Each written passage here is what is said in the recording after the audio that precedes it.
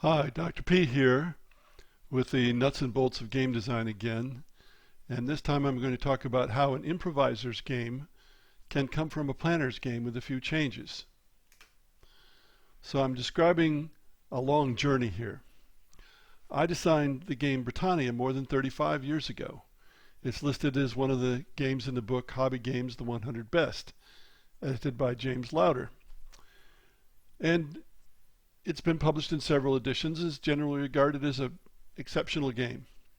It's an historical representation, not a simulation, of Dark Ages Britain. And as a representation, it shows the effects of history without trying to show all the causes, which is just as well because, of course, we don't know them all. That's why the Dark Ages is called the Dark Ages. We know very little about it.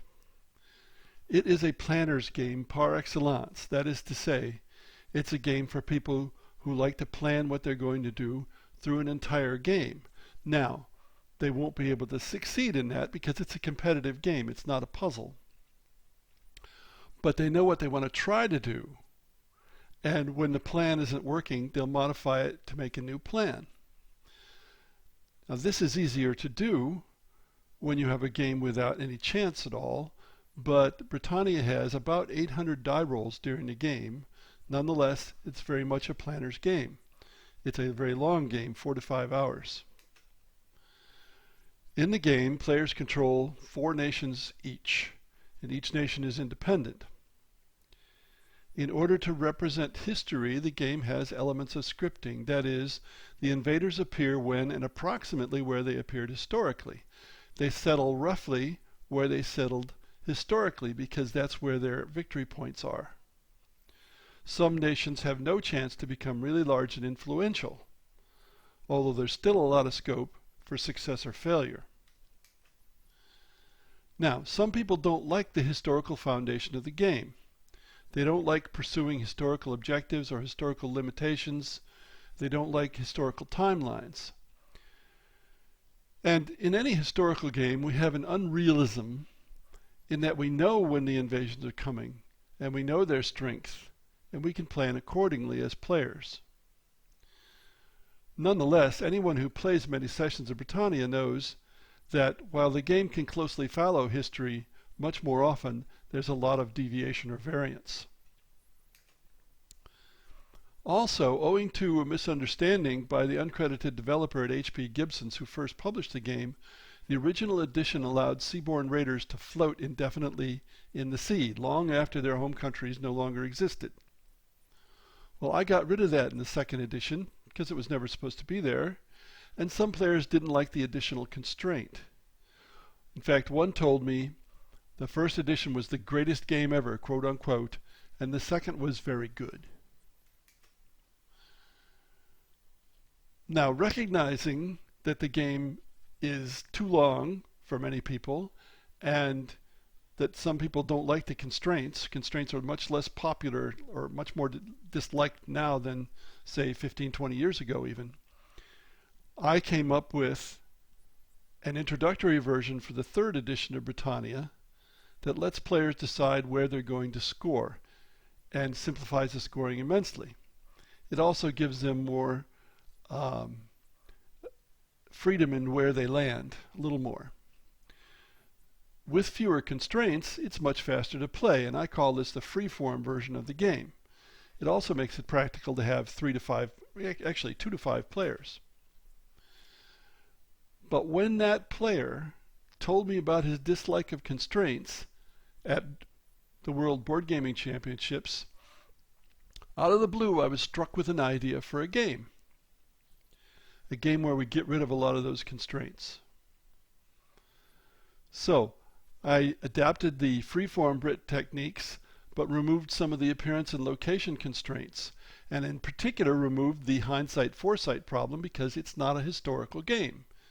It's a science fiction game.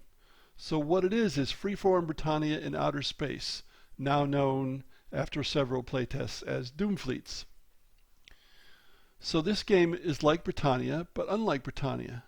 One player said the mechanisms behind it are all from Britannia, but the result is very different. Uncertainty is immensely increased. You don't have that foresight. There's some randomness in what you get because players draw cards unseen for the species that they're going to control. Historical Britannia is very tightly wedded to the point's objectives, so that it's not been possible to come up with a good game for other than 4 players. It's not even possible, and a lot of people have tried it, including me, to come up with a different set of sides for 4 players that seem to be well balanced because the point objectives are so wedded with the game as a whole. But in Doomfleets, where you have the free-form point system, it works well whether it's for 2 players, 3 players, 4 players, or 5 players. Now the game is played on a galactic scale map, which is about as different from a map of Great Britain as you can get. The invasions come from all around, which is also true in Britannia. Each player gets 1 native species who's already on the island, or in the galaxy in this case, and each player draws 3 cards for the invading species that come at different general periods. You know that somebody's going to come from each player within 2 turns, but you don't know exactly when. No one knows what you've got, no one knows where you're coming from, no one knows how many fleets you're going to have. The actual point scoring and point objectives are determined by the owning player after he comes into the galaxy. And the points are scored at the end of every player's turn, which increases aggression a great deal. In Britannia, you score every 3 rounds, and everybody scores at the end of the round rather than at the end of their turn. So when I originally devised this game and played it solo 4 times, I stuck with the methods of freeform Britannia. But through the playtests, I've made the game quicker, that is to say, fewer turns, and that's made it more chaotic by compressing the game into fewer turns. More happens each turn, and you have a little less time to think and plan. But the testers have liked that. Now, I'm not sure how some of the best Britannia players would like it because they tend to be planners, but I suspect some will like it, some will not. I still suspect that someone who is a planner style player is more likely to succeed than an improviser, but only time will tell. And I don't think I've said what improvisers like as opposed to planners. An improviser player doesn't want to have to think ahead. They are happy with a game that changes so much that when it's their turn, they have to decide what they're going to do. And if they had tried to decide that after the last turn, so much would have happened that they couldn't do so. So they like to improvise, in other words. Some people are at that extreme, some people at the extreme are planners. I call people in the middle adapters. They like to look a few turns ahead. So, Doomfleets can be played very happily by improvisers who do not generally like Britannia. This is the first Britannia-like game that I've seen or heard of that works well for improvisers. In some respects, it feels a lot more like Risk, or the good parts of Risk, than Britannia does. So there's a different feeling to the game as a whole. Yet, I haven't replaced any mechanisms. I've just used them in a different setting with different timing.